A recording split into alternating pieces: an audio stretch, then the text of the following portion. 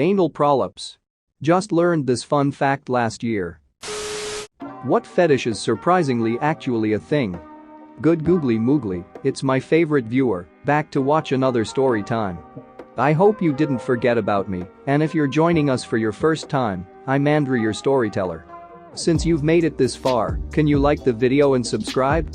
If you do, I'll summon the ghost of Marilyn Monroe to suck you off tonight. Anyways, let's start the stories. I stumbled upon a video once of big fat men rolling around on top of giant balloons. I could see how that might be fun, but erotic? Just in time for Halloween spectrophilia, or sexual attraction to ghosts. How they actually get to successfully pull this off, I have no idea. Felching. Unloading in someone's butt without wearing a condom, then sucking it out. You can also pass your semen around after that via kissing. Photo mags of very fat chicks eating fattening food in skimpy lingerie while reclining on a couch. Skinny female cousin found a ton of these under her hubby's side of the bed one day. She was a bit depressed about it because there was no way she could possibly compete with these other women, and she wasn't about to get fat just to turn her husband on. They separated soon after. Avosodomy, or ducking birds and the like. A lot of people who are into it like to duck chickens because they're small and readily available, but the thing about ducking a chicken is that it kills the chicken. Seriously. I love imagining an ethics council trying to regulate the ducking of chickens. I guess I'm sheltered because everyone I told about this knew this is a thing, but yeah, a guy wanted to watch me duck his wife. I'm black. They are white. Met a cute girl at a bar, made small talk, walked away and didn't think much of it. Later a guy approaches me and goes, "She's cute, huh?" I'm say yeah.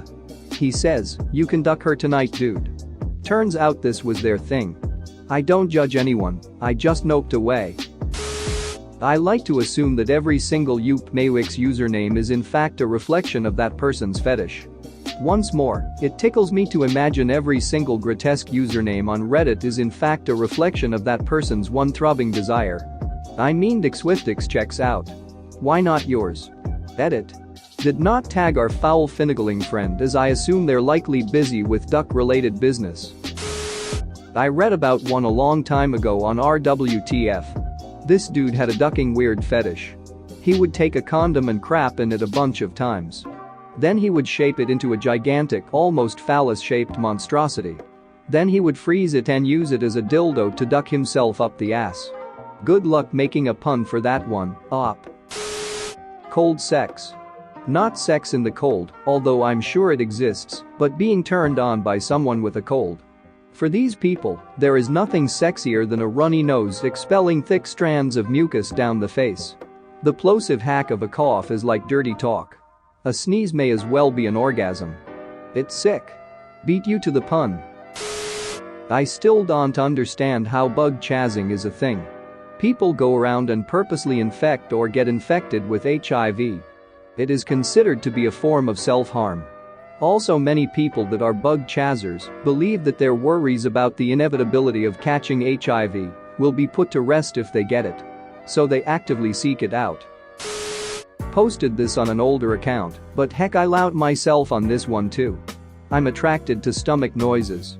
Not bore, I'm not into predator-prey stuff or any of that. But I've always had a fascination with digestion and people's stomachs. Like the thought of laying on someone's belly and listening is unbelievably hot to me. It's the same with heartbeats, though to a lesser extent. As for the reason, my closest guess is intimacy. Being that close to someone and hearing such a vulnerable, human process gives a feeling of closeness. And yes, I realize how ducking weird this is, believe me. I'm honestly half surprised I didn't use a throwaway to post this. Remember how in older cartoons, when a character was in love, their heart would beat out of their chest? Like you visibly see it stick out and pump in rhythm? There's a fetish for that specific thing. Basically nude characters orgasming while their heart is thumping outside their chest. Edit, obviously, this isn't a link to the exact porn of it, but this is more or less what I'm talking about. Except in the images I've seen, the characters are often getting off, or they just look super strained. I've seen it done with a lot of Tiny Toons characters, weirdly enough. Avosodomy, or ducking birds and the like. A lot of people who are into it like to duck chickens because they're small and readily available, but the thing about ducking a chicken is that it kills the chicken. Seriously. I love imagining an ethics council trying to regulate the ducking of chickens. Is this genuinely a thing, not just an urban myth like the old gerbil stories or something? This is the first one that's actually made me say WTF. Like a mammal. I can get how someone might be into that. But a frickin' chicken? I hate to break it to you, but gerbil stories are not just urban myths. I live with a paramedic. He's been on a gerbil call. Vor. I don't see the appeal of getting eaten. Vorophile here. It really can vary from person to person, much like other kinks. For some it's about being warm and happy inside someone else. More a feeling of acceptance and giving joy to someone else. For most it also can relate to the need of being not just wanted, but craved. Being hunted is often found in this kink, with the prey just accepting their fate. There are others though that crave the feeling someone normally would give to an inanimate object. The feeling of being needed but without regard to well-being. It very much is a submissive dominance thing, of course.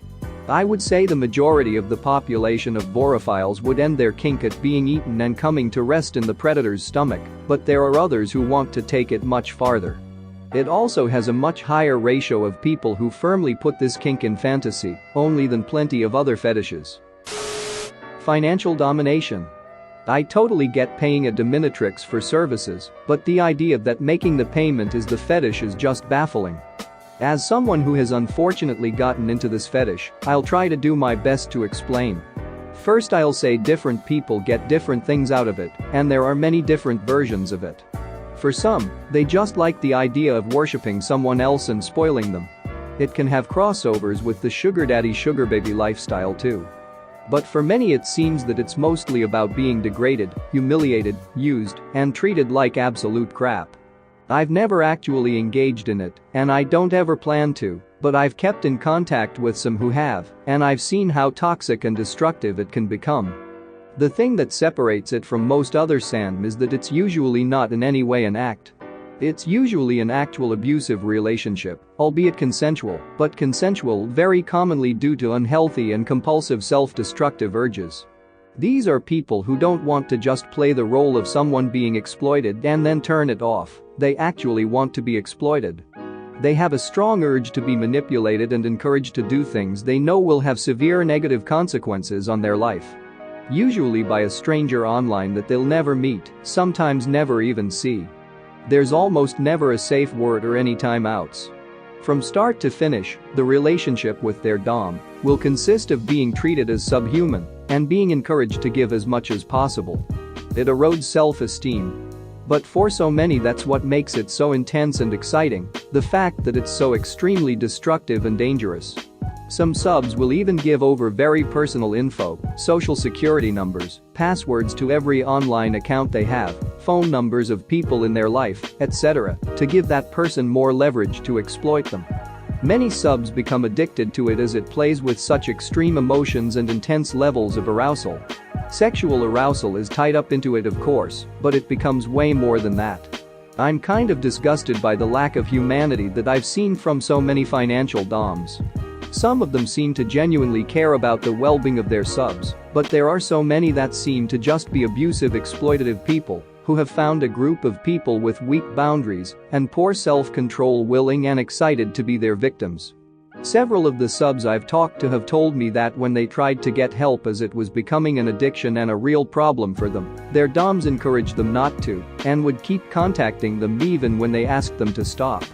That kind of crap often seems to be glorified in the scene as just another part of the fetish, since it's all just about manipulation and exploitation. To me that's unacceptable, despicable behavior. I wish the actual abusive doms in the fandom scene would be shamed, but they always seem to get away with hiding behind, it's consensual. It's not really that simple when the person consenting also strongly wishes they could stop and regrets it, and it's having huge negative consequences on their life. Addiction and compulsion are not things to be taken lightly. Again, this doesn't apply to all financial subs, but it does to a lot of them, and it's a really sad thing to see. Thanks for watching. What did you think of the story time? Let me know in the comments below. If you liked the video, smash that like button and subscribe so you don't miss any more story times.